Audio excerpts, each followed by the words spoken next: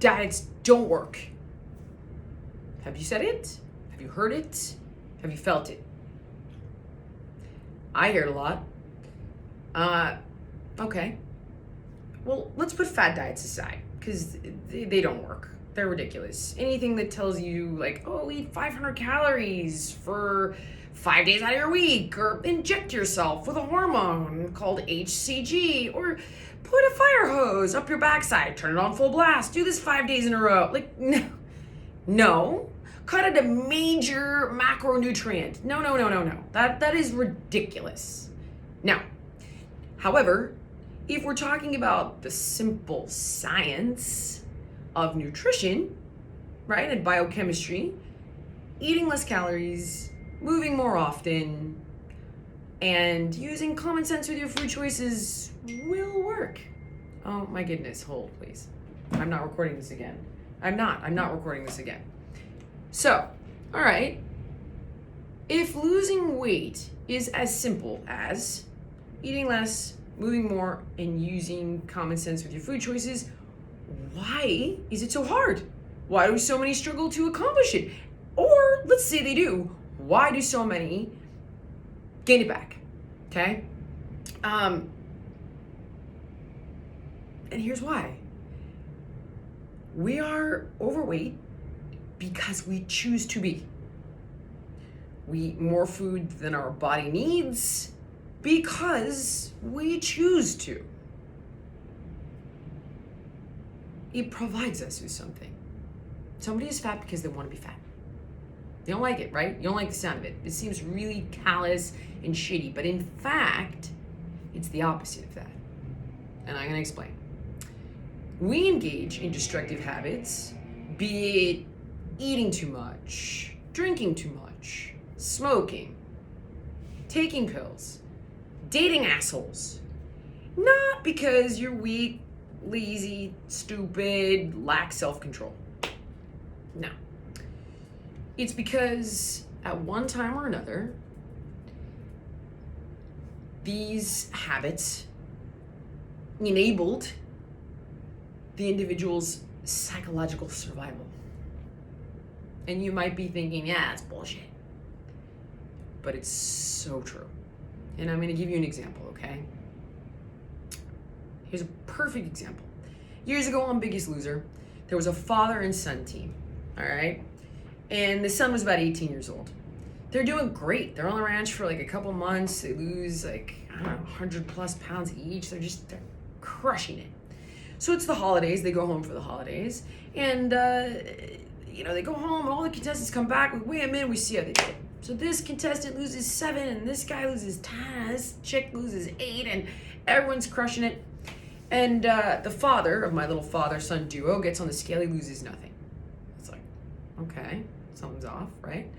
So the 18-year-old, his son, gets on the scale and he gains. He doesn't gain like, a pound or 2. He gains like 6 or 7 pounds.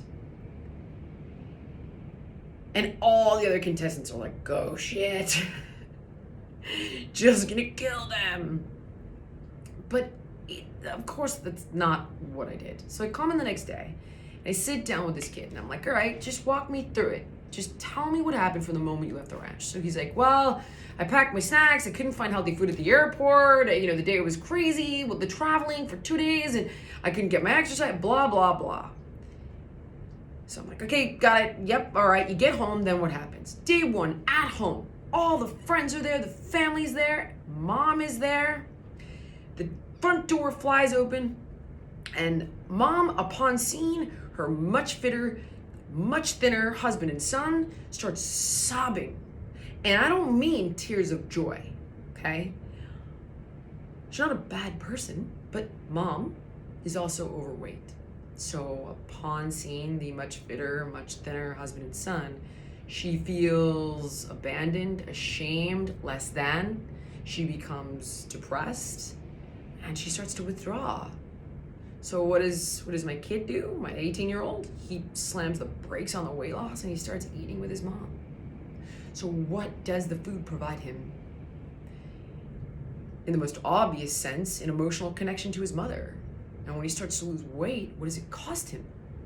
it's triggering a primal abandonment for him.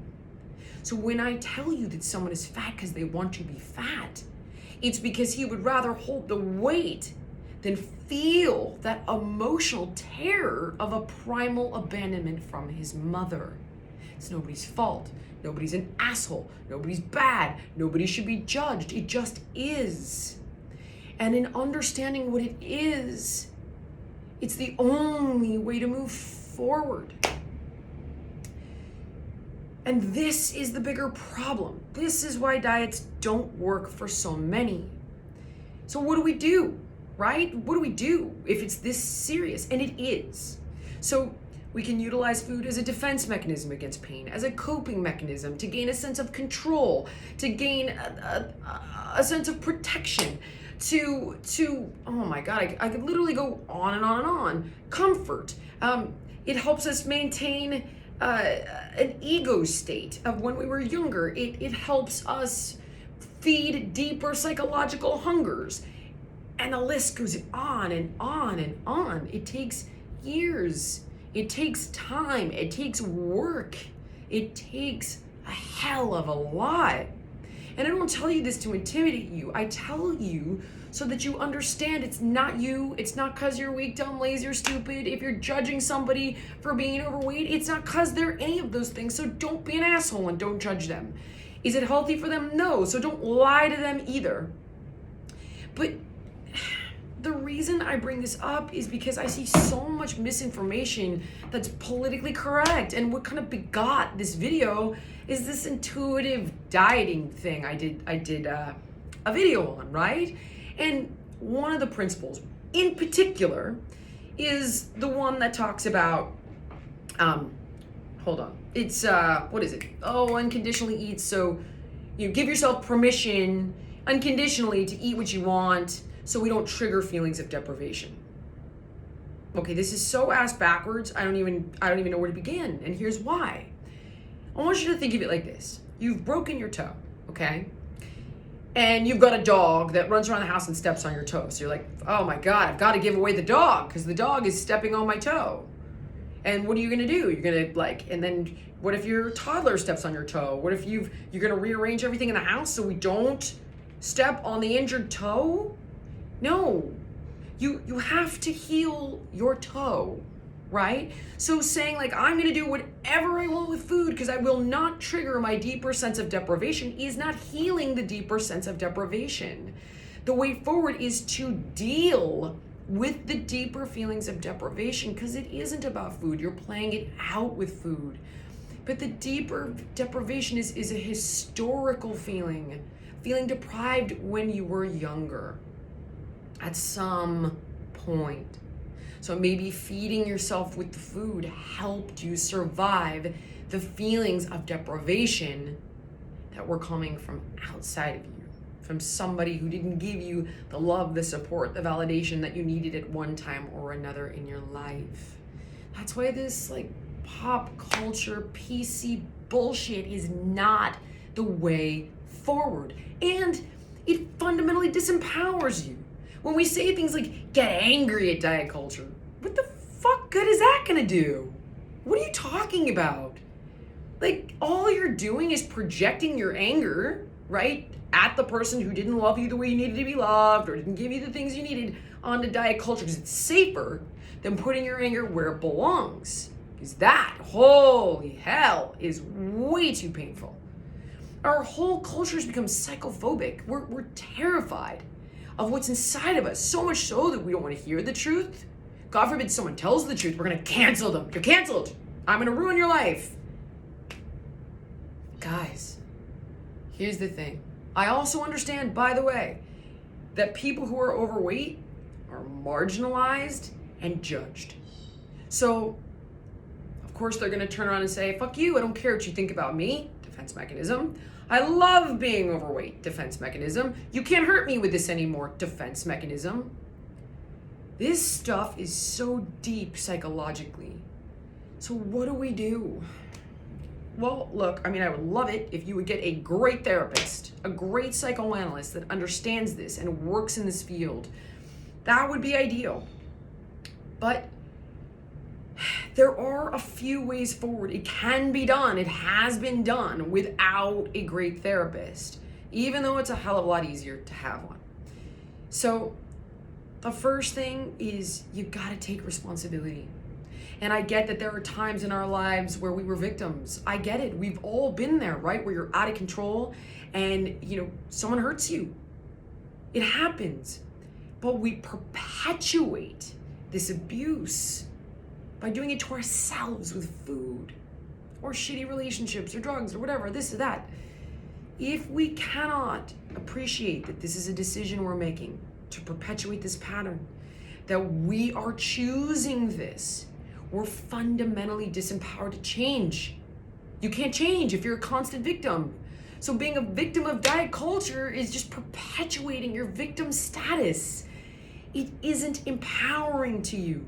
By telling you that you are okay, that you are in control, that you have made these choices, you're now able to make different ones. Step 2, what is your why? And even though this is a platitude, it's been said by people far greater and more intelligent than me, like Nietzsche and Viktor Frankl, okay? If you have a why to live for, you can tolerate the work and the sacrifice associated with the goal, because getting healthy, losing weight, staying healthy, or having anything worthwhile in life will require work and sacrifice. But if you've got that why to live for, you can tolerate the how. So it isn't about what's gonna feel better to me right now, like watching my favorite show with a pizza or doing a 30-minute run. Oh, hell no. Show, pizza. Because you see, work that doesn't have a purpose is punishing. Work with a purpose can be compassion. That's the why. So now it's not like pizza TV run. It's pizza TV or walk my daughter down the aisle, feel better in my own skin, wear a 2-piece instead of 1-piece, raise money for breast cancer research because I lost my mother to obesity and she died of breast cancer. They're related. On and on and on. Okay, what's your why? And it doesn't matter how deep, it doesn't matter how superficial. I don't care if you just want to have sex with the lights on and feel great about it. As long as it matters to you, which by the way, I do think is greatly overrated. But you know what? It's bright out in the summer, like 16 hours a day, so fuck it. If that's what's important to you, fantastic. It doesn't matter. What matters to you? So for example, with my 18-year-old kid, what mattered to him? He was a virgin. At 18, right? He never had a girlfriend. He wanted to go to spring break and not feel ashamed in his bathing suit. He wanted to be athletic and play sports with his friends and go skiing with his buddies and take surf lessons and all of these things that matter to an 18-year-old kid. Could he be brave enough to want them so desperately that he could tolerate the terror of losing the weight and seeing what happens, right? And working through these feelings with his mother. The why is part of it, but it's not enough. You need to feel the pain of how you've been living, and we live to avoid it. Oh, don't allow yourself to feel deprived. Oh, no, no, no. Oh, don't allow your feelings to get hurt. Oh, no, no, no. You don't want anyone to hurt your feelings because they called you overweight. We're going to say we love it. Look, anybody who calls you fat's an asshole. I get it. But at the same time, you gotta feel the pain of where you're at, because if it's more painful to be where you're at and to live the way you've been living, then the pain and the work associated with the change, you'll move. You'll move. It sucks and it hurts, but you will move.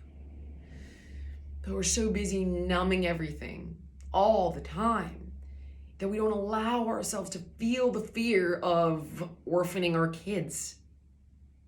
No, no, no, healthy at any size. Bullshit, you guys. You know it's bullshit. You know it. I mean, my God, look at COVID. Article after article after article. When we're overweight, it increases our chances of dying 40%. With a certain body mass index, it goes up to 90%. Come on. I've done video after video about how being overweight kills us. So that's a scary thought, right? We don't want to deal with it. So we sweep it under the rug and we shame anybody who makes us feel anything that we don't like. But guys, it is only when we take responsibility, even if diet culture sucks, even if somebody's an asshole to you, it's only when you take responsibility are you empowered to make different choices. It's only when you establish that why to live for, instead of the defense mechanism of I love being overweight, right? Is the work tolerable? And it's only when you feel the pain of what it's costing you is it easier to move. And focusing on a diet, even if it's just common sense, won't work unless you're doing this deeper stuff. And there's so much more to say on this. There's so much more to say. It's a book. It's therapy for years. But there is a way forward, and you can do it, but you've got to deal with the reality of it. And that's why like get mad at diet culture. Like, come on, dude, stop. Eat whatever you want unconditionally so you're not triggered. So you're saying somebody's so fragile they can't handle being triggered? You got to deal with the trigger, not triggering the person. So think about this. Leave your questions in the comments. I'll try to expand on it because, again, there's so much I could say, and the video's already at 17 minutes. And I swear to God, I'm literally gonna drop a proposal with 2 of the best transactional analysts that work specifically with obese patients and write a book on this, because I just think someone's gotta do it. All right, that's all for now.